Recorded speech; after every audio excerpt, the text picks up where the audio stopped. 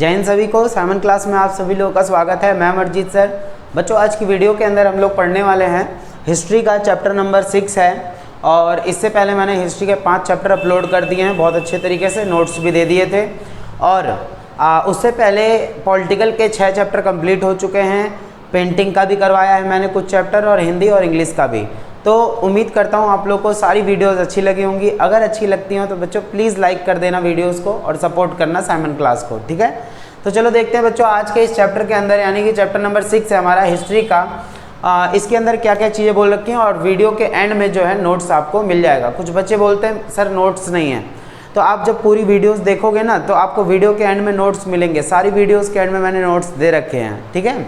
तो देखते हैं भाई हमारा जो चैप्टर है, यानी पिछले चैप्टर के अंदर तो हमने मौर्य वंश के बारे में जाना था, लेकिन इस चैप्टर के अंदर हम जानने वाले हैं मौर्योत्तर काल, यानी कि मौर्य वंश के बाद कौन कौन हमारे भारत देश में आया, किसने किसने शासन किया, तो वो सारी चीज़ें हम लोग बड़े अच्छे तरीके से यहाँ पे जानने वाले हैं, ठीक है। तो देखते हैं भाई सबसे पहले क्या है कि उत्तर भारत का राजनीतिक इतिहास, यानी कि भारत के अंदर कैसे कैसे लोग आए, कौन कौन से वंश चले भारत के अंदर, वो सारी चीज़ जानेंगे। यहाँ पे लिखा हुआ है मौर्य वंश के बाद देश में अलग अलग भागों के, देश के अलग अलग भागों में जो है भारतीय यूनानी आए, उसके बाद शक वंश आया, फिर पहला वंश आया, फिर कुषाण वंश आया। तो इस तरीके से जो है अलग अलग वंश जो है भारत पर शासन करने के लिए आए, और आक्रमण भी किया इन्होंने। इनको आक्रमणकारी के तौर पर हम लोग देख सकते हैं, ठीक है। तो उससे पहले कुछ बातें मैं आप लोग को यहाँ बता देता हूँ कि मौर्योत्तर काल यानी मौर्य वंश के बाद का काल जो है यहाँ पे हम लोग पढ़ने वाले हैं, ठीक है।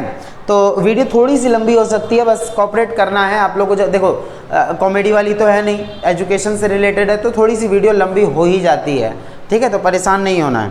देखो सबसे पहले हम यहाँ पढ़ने वाले हैं 197 ईसा पूर्व।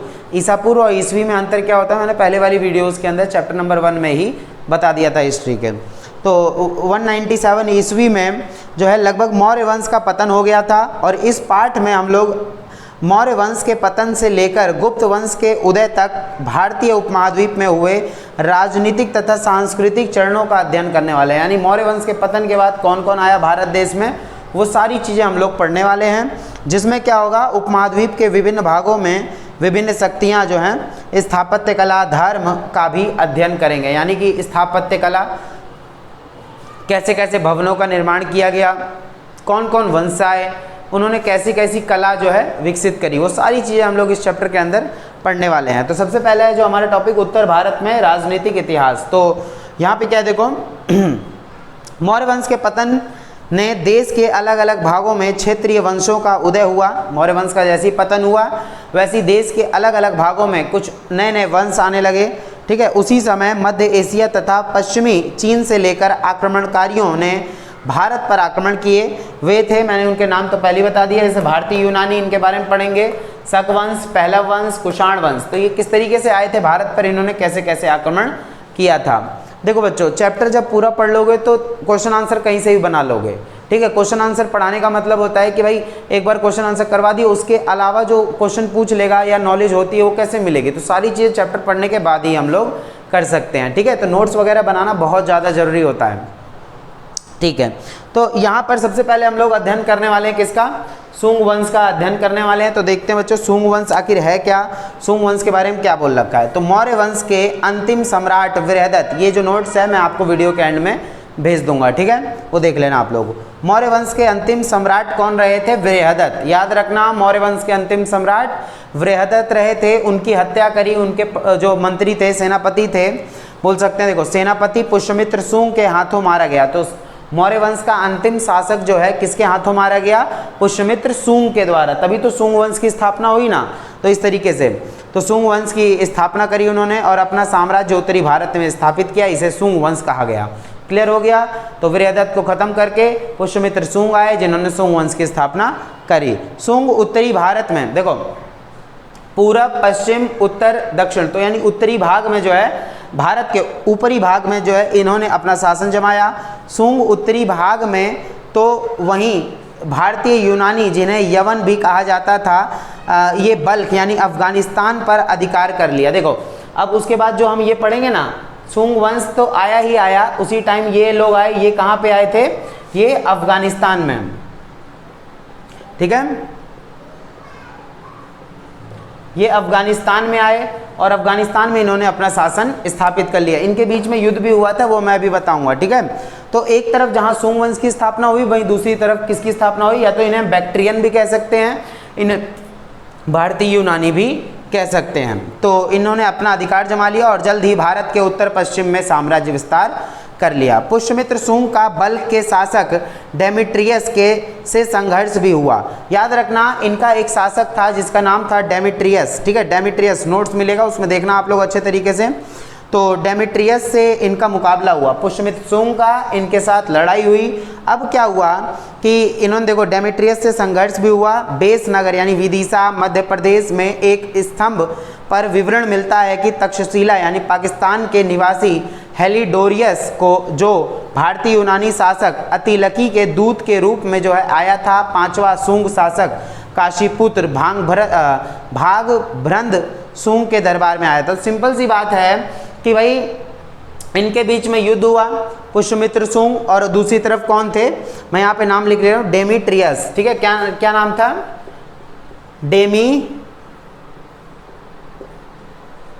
डेमेट्रियस, ठीक है। पुष्यमित्र सुंग का जो है इनके साथ युद्ध हो गया।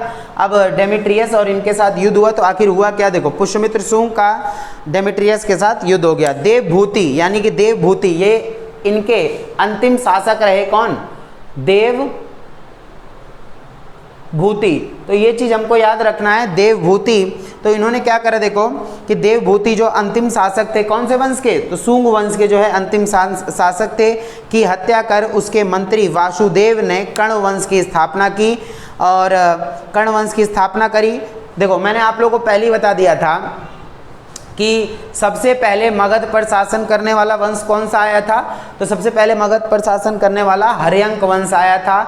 हर्यंक वंश के बाद जो है कौन आया था, आप लोग को मैंने पहले ही बताया था, सारी चीज़ें मैंने यहाँ पर लिख के समझा दिया था कि भाई मगध पर शासन करने वाला हर्यंक वंश, फिर शिशुनाग वंश आया, ठीक है। शिशुनाग वंश के बाद कौन आया, नंद वंश आया, ठीक है। फिर नंद वंश के बाद आया मौर्य वंश, फिर मौर्य वंश के बाद आया सुंग वंश, फिर सुंग वंश के बाद जो है कर्ण वंश आया। तो वही मैंने बताया, देवभूति की हत्या करी किसने, कर्ण वंश के शासक ने हत्या कर दी।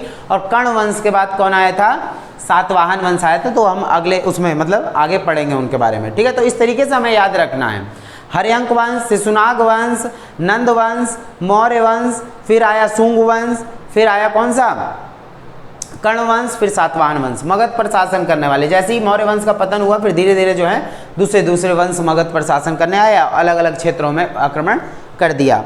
तो वही चीज़ बता रखी है, देवभूति जो सुंग वंश के अंतिम शासक रहे, उनकी हत्या करी उनके मंत्री ने, वासुदेव ने, जो कर्ण वंश के थे, और उन्होंने अपनी स्थापना करी। परंतु कर्ण वंश की अधिक जानकारी इतिहास में दी नहीं गई है, क्योंकि छोटा वंश रहा, काफ़ी कम समय तक रहा, और यह ब्राह्मण वंश भी था। कर्ण वंश को हम ब्राह्मण वंश भी कह सकते हैं।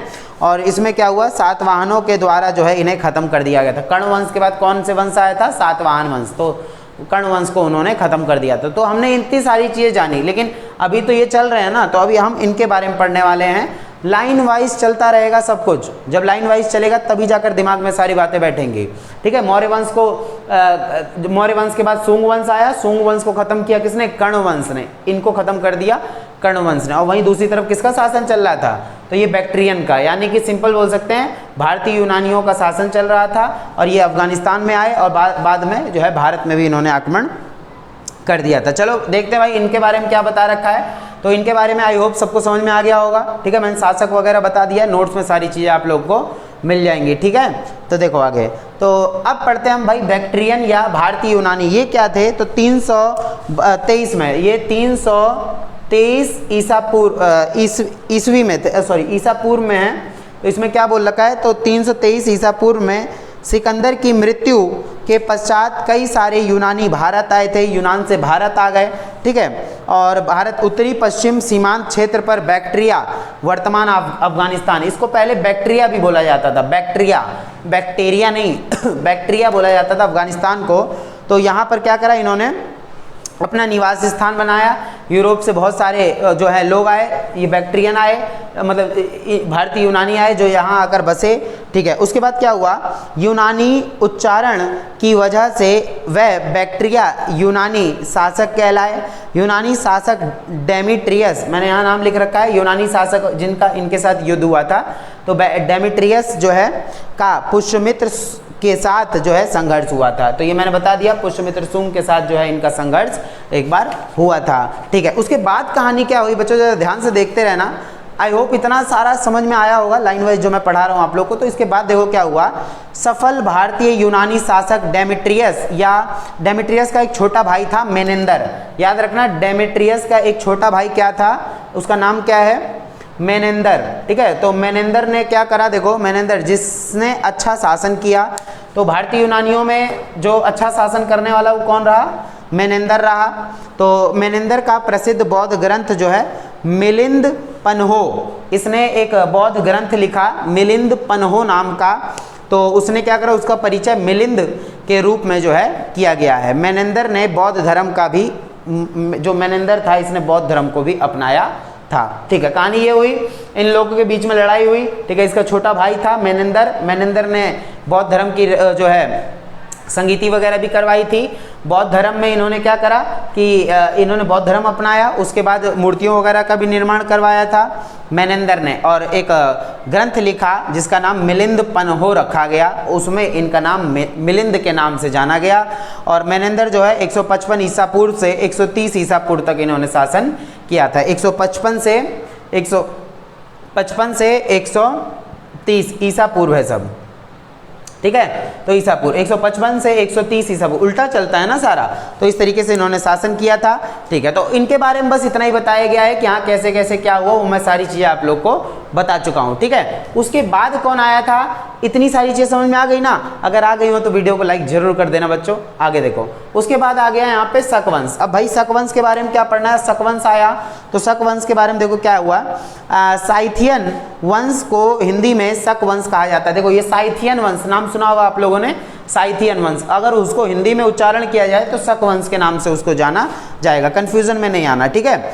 जो मूल रूप से मध्य एशिया के निवासी थे। ये लोग कहाँ के निवासी थे, ये लोग जो थे ये मध्य एशिया के निवासी थे। ठीक है। मध्य एशिया के निवासी थे ये लोग। अब हुआ क्या, देखो जरा कि इन्होंने क्या करा, अपने पड़ोसियों यूचिस यानी कुषाणों से संबंधित समूह से पराजित होकर प्रथम शताब्दी ईसा पूर्व में भारत के उत्तर पश्चिम क्षेत्र तक्षशिला के, यानी जो वर्तमान पाकिस्तान है, पहले पाकिस्तान तो था नहीं, तो ये हमारा हिस्सा था सब कुछ, तो तक्षशिला के आसपास निवास करने आए शकों की सीमाएं मथुरा, गुजरात तथा वहाँ तक व्यापक हो गई। तो ये जो शक वंश के लोग थे ये मध्य एशिया से आए और यहाँ आकर जो है कहाँ बसे, पाकिस्तान में बसे, और धीरे धीरे भारत में भी इन्होंने अपना वर्चस्व जमाई। ये हार कर आए हुए थे, किससे, कुषाणों से हार कर आए थे। कुषाणों से जो रिलेटेड समूह थे उनसे हार कर आए थे, भारत में भाग कर आए। अब जब यहाँ पर शासन करना शुरू करा तो यहाँ पर गुजरात, उसके बाद तुम्हारा मथुरा, तो इन जगहों पर इन्होंने अपना जो है शासन जमाया।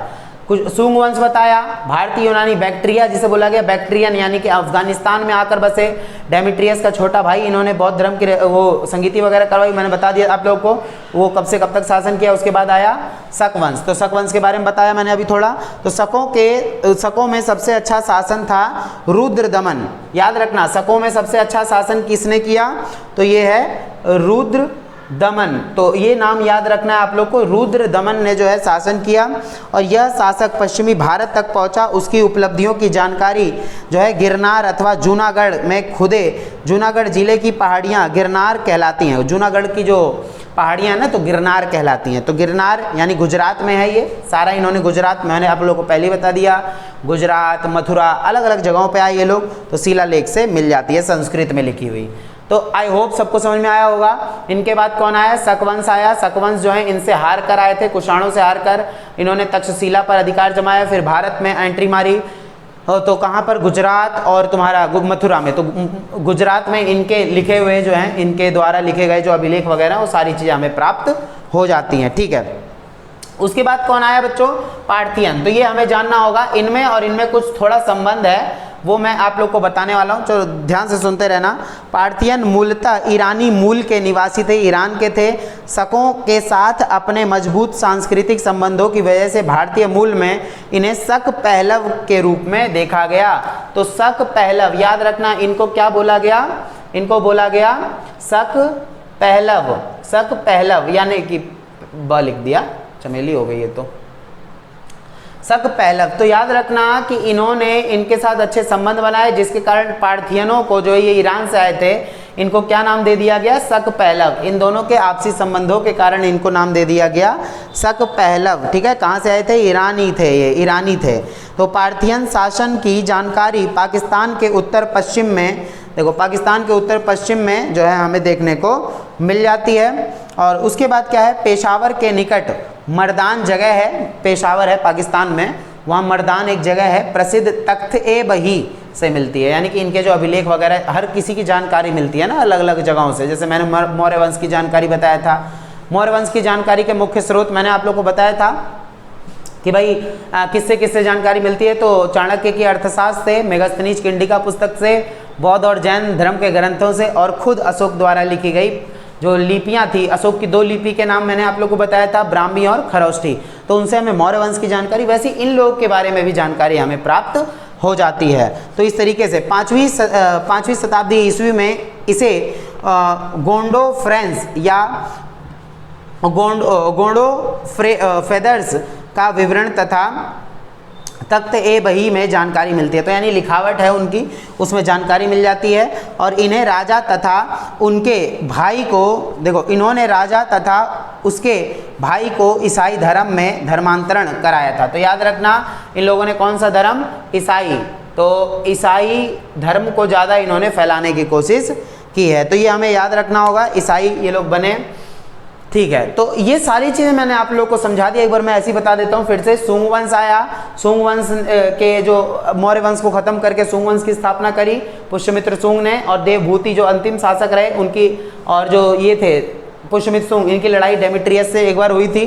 ठीक है, ये लोग कहाँ से आए थे, ये लोग जो है अफगानिस्तान में रहकर बसे, अफगानिस्तान में आकर बसे, जिसको बैक्ट्रियन भी बोला जाता था, और बैक्ट्रिया। ठीक है, तो उन लोगों को बैक्ट्रियन बोला गया, बैक्ट्रिया में रहने वाले लोग बैक्ट्रियन। तो इस तरीके से ये लोग आए, इन्होंने लड़ाई वगैरह करी। डेमेट्रियस का छोटा भाई मेनेंदर, उसने काफ़ी रचनाएं वगैरह करी, मेन शासक कहा गया उसका। ठीक है, उसके बाद धीरे धीरे करते करते इन्होंने शासन यहाँ तक चलाया।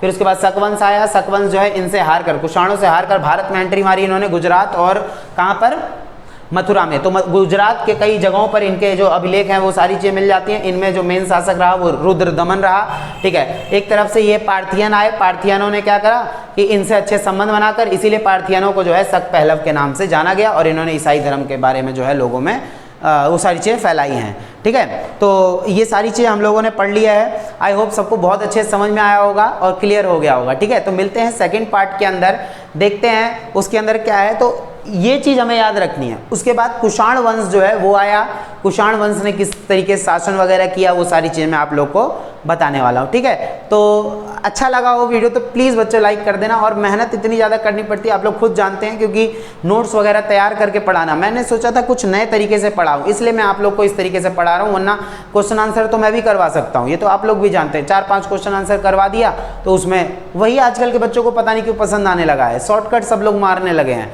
तो इस तरीके से क्या करना, आपको जब पूरा चैप्टर समझ में आ जाएगा तो आप कहीं से भी कुछ भी कर लोगे। आई बात समझ में? तो पूरा चैप्टर आप लोग को समझना, बस थोड़ा सा टाइम ही तो देना है। तो एनआईएस वाले बच्चे क्या करते हैं, टाइम ही नहीं देते पढ़ाई को, इसलिए कम मार्क्स आ जाते हैं, दूसरे बोर्ड के बच्चों से पीछे रह जाते हैं।